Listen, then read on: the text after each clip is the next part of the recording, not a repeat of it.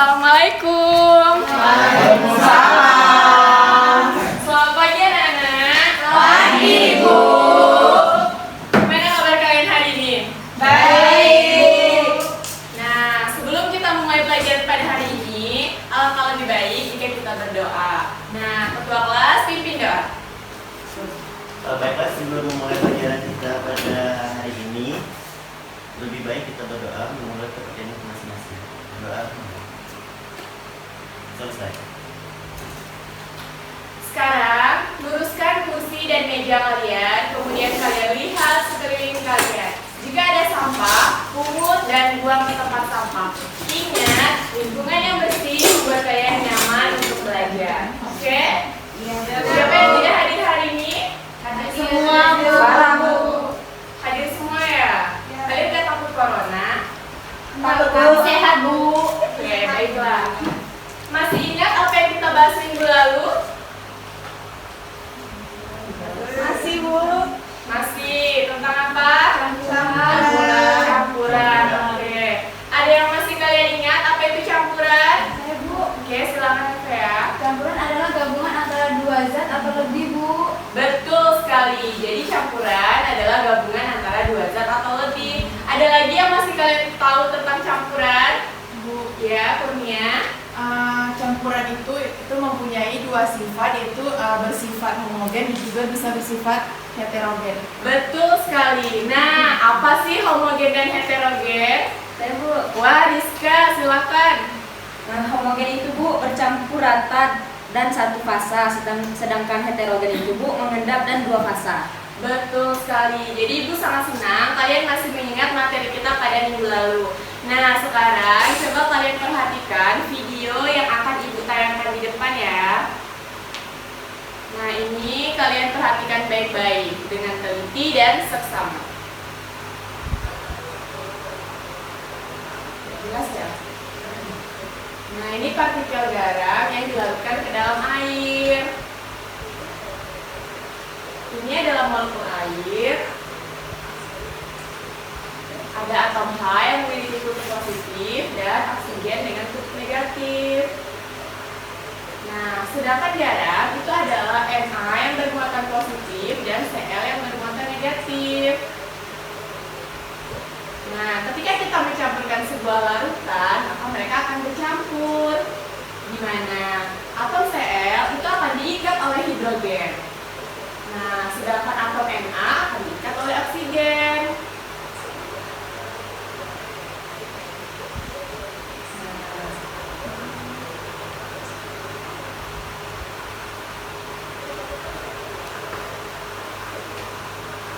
Garam yang dilarutkan ke dalam air, maka partikelnya akan terurai. Sehingga campurannya sangat rata ya, seperti pada video berikut.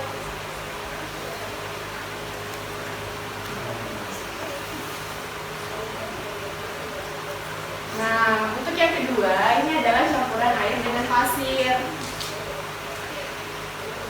Nah, coba kalian perhatikan. Ketika air dicampur dengan pasir, nah, begitu jadinya.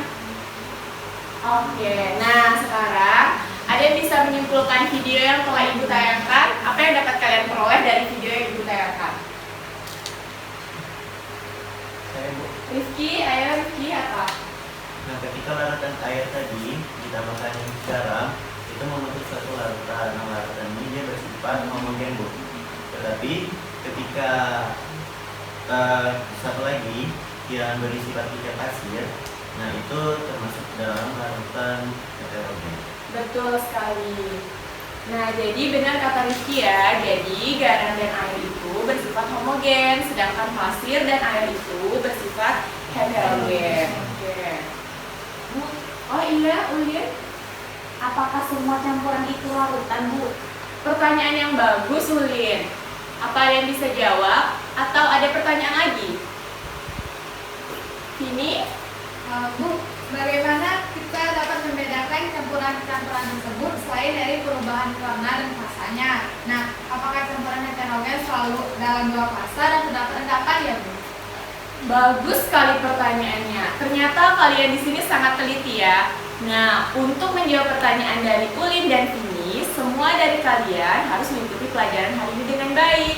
Karena materi yang akan kita bahas adalah mengenai 2 pertanyaan teman kalian tadi. Tujuan pembelajaran yang akan kita capai juga untuk mencapai dan menjawab pertanyaan dari teman kalian. Karena pertanyaan teman kalian ini sangat bagus sekali. Nah, sekarang Ibu akan mendemonstrasikan materi kita pada hari ini. Nah, sekarang kalian perhatikan di depan. Ibu punya ini tepung, ini gula, dan ini garam. Ada tepung, ada susu, dan garam. Nah, sekarang pertanyaannya, apa persamaan dari ketiganya? Sama-sama bubuk. Oke, apa lagi? Warnanya putih. Ya, betul sekali. Nah, jadi langkah pertama yang akan Ibu lakukan, Ibu akan melarutkan 3 zat terlarut ini ke dalam air. Nah, kita coba ya.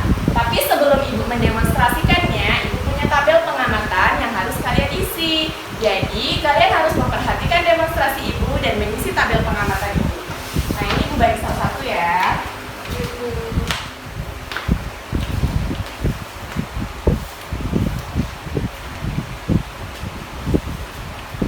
Dibagikan ke belakang ya. Ini Ibu sudah buat lebih dari cukup. Itu jauh sekali. Bagaimana Ibu kasih kembali? Oke. Baik, sekarang kalian perhatikan demonstrasi Ibu. Jadi di sini yang pertama adalah garam.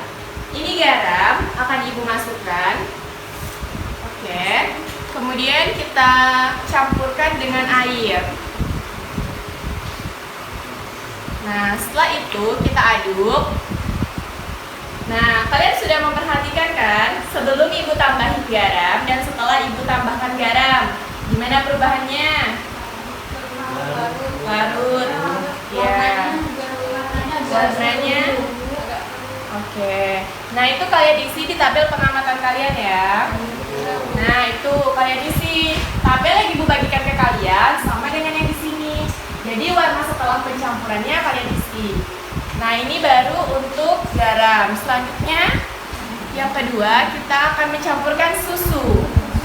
Susu Ibu campurkan. Ini warna pelarutnya apa? Kuning. Oke. Setelah Ibu campurkan, nah, warnanya seperti ini. Putih ya. Oke, itu kalian isi di tabel pengamatan yang sudah Ibu bagikan tadi. Nah, untuk yang terakhir ini adalah tepung yang akan Ibu campurkan dengan air.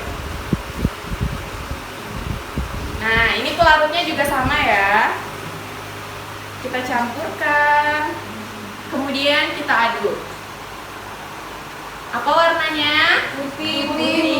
Oke, kalian isi di tabel pengamatan kalian. Oke, sudah ya ini. Nah, sekarang perlakuan kedua, ini kita diamkan selama 30 menit. Wah, 30 menit waktu yang lama bukan? Iya, Bu. Jadi, sebelum pembelajaran ini Ibu sudah menyiapkannya kurang lebih 30 menit. Nah, ini adalah air garam. Nah, ini juga air garam. Jadi ini yang belum kita diamkan, yang ini yang sudah kita diamkan. Bagaimana perbedaannya? Lebih jernih. Nah, ini kalian tulis di bagian ini. Setelah didiamkan 30 menit, apa yang terjadi? Apakah ada perubahan warna? Ada. Sedikit ya? Oke, nah selanjutnya itu susu. Ibu juga sudah mendiamkannya 30 menit. Ini yang sudah Ibu diamkan dan ini yang belum Ibu diamkan. Sama. Jadi kalian tulis di tabelnya sama. Nah, satu lagi itu tepung. Ini adalah tepung yang sudah Ibu diamkan selama 30 menit. Dan ini yang belum Ibu diamkan. Apakah ada perbedaan? Ada. Nah, perbedaan ini kalian tulis di tabel pengamatannya. Oke. Sudah kalian isi? Sudah, Bu. Nah, begitu ya. Terdapat endapan nggak yang di tepung? Iya. Ya. Nah, sekarang setelah kita kita melakukan demonstrasi, data yang kita peroleh kita analisis. Nah, yang pertama kita bahas fasanya. Pada campuran air dan garam, yang pertama tadi warnanya apa? Bening. Bening. Setelah kita diamkan, Bening. bening. Berarti dia berapa fasa? Satu. Satu. Oke, benar sekali ya. Jadi dia satu fasa. Jadi kalian tulis ini satu fasa. Di bagian fasanya kalian tulis satu fasa. Nah, sekarang campuran air dan susu. Ini berapa fasa? Tadi sebelum ibu campurin pelarutnya warnanya apa? Bening. Setelah ibu campurin jadi putih. Berarti ada berapa fasa? Dua fasa. Dua fasa, benar sekali. Nah, untuk yang tepung ada berapa fasa yang tepung? Dua fasa juga, benar sekali. Setelah fasa kita identifikasi lagi sifatnya. Nah, jika dia satu fasa berarti sifatnya apa? Homogen, benar sekali. Jika satu fasa maka homogen. Jika dua fasa maka sifatnya Heterogen. Berarti campuran air dan garam apa sifatnya? Homogen. Campuran air dan susu? Heterogen. Kalau campuran air dan tepung? Heterogen. Ini kalian isi ya. Ya, Nah, Bu. selanjutnya yang akan kita analisis adalah kestabilannya. Kestabilan, jadi yang pertama kita pahami dulu untuk campuran air dan garam. Nah, sebelum dia begini, sesudah dia tetap seperti ini. Stabilkah dia? Iya, Bu. Stabil, oke. Sekarang yang susu. Sebelum dan sesudah didiamkan sama-sama seperti ini. Stabilkah dia? Stabil. Stabil, oke. Sekarang yang terakhir, sebelum didiamkan dan setelah didiamkan. Berubah kan? Tidak. Artinya dia stabil atau tidak? Tidak. Tidak, oke. Itu kalian isi di tabel pengamatan kalian. Nah, kemudian setelah kita mengamati dan menganalisis demonstrasi yang ibu lakukan, jadi menurut kimia suatu zat dengan setelah kita campur warnanya tidak berubah, kemudian dia memiliki satu fasa, kemudian dia bersifat homogen, kemudian dia stabil, maka itulah yang dinamakan larutan. Nah, ketika dia memiliki dua fasa heterogen tetapi stabil, maka disebut koloid. Satu lagi. Jadi, ketika dia dua fasa heterogen tetapi tidak stabil atau terdapat endapan, maka disebut suspensi. Nah, terjawabkan pertanyaan dari Ulin. Terjawab. Jadi campuran itu bukan hanya larutan, tapi ada apa aja? Selain larutan, ada ada fasanya, oke. Apa lagi? Sifatnya, apa lagi? Kestabilannya, oke. Nah, sekarang ibu punya kuis untuk kalian. Nah, kuis ini hanya 30 detik dari sekarang ya. Itu di lembar data pengamatan, silahkan kalian isi kuisnya. Tentukan mana yang merupakan larutan, mana yang merupakan koloid, dan mana yang merupakan suspensi. Ayo ibu hitung stopwatch ya, 30 menit, 30 detik dari sekarang, oke? Ya, Bu.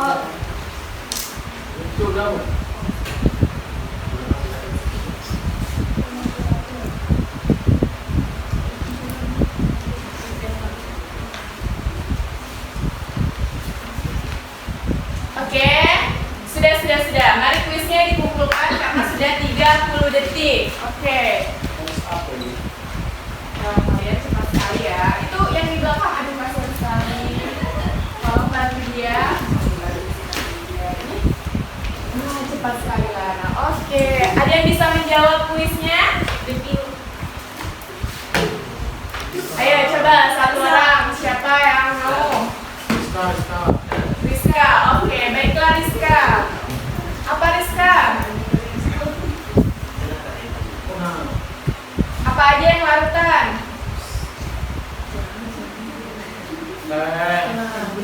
Teh, gula, oke betul, jus. Yang koloid apa aja? Ada Cai, susu, benar. Yang suspensi apa? Kopi. Pintar sekali. Nah, kalian lebih lanjut, maka ibu akan berikan kalian tugas untuk mengerjakan di LKS kalian. Itu di halaman 25 ya. Nah, kalian jangan lupa untuk belajar materi kita yang selanjutnya mengenai sifat-sifat koloid. Nah, sebelum ibu menutup pelajaran hari ini, ada yang bisa menyimpulkan pelajaran kita pada hari ini? Menyimpulkan. Oh, ini. Oke, ini. Jadi campuran itu adalah dua buah zat yang sifatnya homogen, ada yang fasanya satu, yang stabil itu dinamakan larutan. Ada yang suspensi itu dua buah zat yang sifatnya heterogen, tidak stabil itu dinamakan suspensi. Sedangkan koloid itu yang sifatnya itu dua fasa, heterogen dan stabil. Bagus sekali. Beri tepuk tangan. Oke, ibu harap semuanya mengerti. Nah, sebelum kita mengakhirinya, lebih baik kita berdoa seperti di pembukaan tadi. Jadi, ketua kelas pimpin doa untuk menutup pelajaran. Sebelum menutup pelajaran pada hari ini, alangkah baiknya kita berdoa. Mulai. Selesai. Alhamdulillah. Ibu akhiri. Wassalamualaikum warahmatullahi wabarakatuh. Waalaikumsalam warahmatullahi wabarakatuh. Baiklah, saya Angesti Ditya dengan NIM 004 ingin memberi komentar kepada penampilan dari Neng Erli Octavia tadi. Nah, jadi dari yang saya amati itu tadi sudah cukup bagus. Dari gurunya tadi menanyakan kabar, terus dia menyapa juga, terus doa, absen, terus memberi motivasi. Kalau menurut saya itu udah bagus. Dia menyampaikan tujuan pembelajaran dan memberikan apresiasi kepada siswa yang aktif. Kalau menurut saya itu sudah bagus. Nah, tapi di sini saya ingin mengomentari tentang saat menjelaskan video. Nah, tadi kan di dalam video itu banyak kayak ini garam, ini ion ini. Nah, itu gurunya sendiri yang menyebutkan gitu. Nah, seharusnya kalau menurut saya ketika pembelajarannya itu menggunakan video, gurunya itu tidak perlu menjelaskan ini gambar ini loh, ini gambar ini loh. Nah, kalau menurut saya harusnya kayak siswanya itu disuruh kayak mengamati.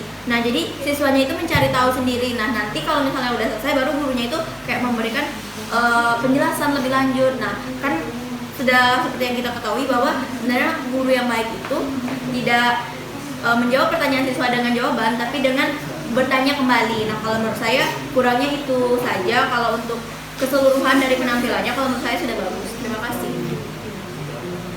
Baik, saya sebagai observer Regina Felicia dengan NIM 060. Di sini saya menemukan beberapa kekurangan, dan di sini saya akan bahas yang pertama itu materinya itu sudah sesuai dengan tujuan pembelajaran, di mana tujuan pembelajaran kita kan berdasarkan pertanyaan dan itu sudah terjawab. Kemudian dengan mengkaitkan materi pada kehidupan nyata itu sudah dengan beberapa contoh. Nah, namun menurut saya perlu mengkaitkan materi ini dengan pengetahuan lainnya yang relevan supaya siswa juga memiliki wawasan yang luas dari pembelajaran yang dapat pada hari ini. Kemudian untuk gurunya sendiri sudah sangat baik menguasai materi. Kemudian penyajiannya juga sudah sangat baik, yaitu dimulai dari mudah ke sulit kayak gitu. Kemudian di sini ada sedikit menurut saya kekurangannya, di mana tadi pada saat guru memberikan demonstrasi, guru tadi itu tidak memberikan label kepada alat dan bahannya gitu. Misalnya tadi ini susu, tapi menurut saya itu perlu diberi label pada wadahnya, mungkin pada wadahnya. Terus kayak yang sudah didiamkan selama 30 menit gitu. Menurut saya itu perlu diberi label juga gitu.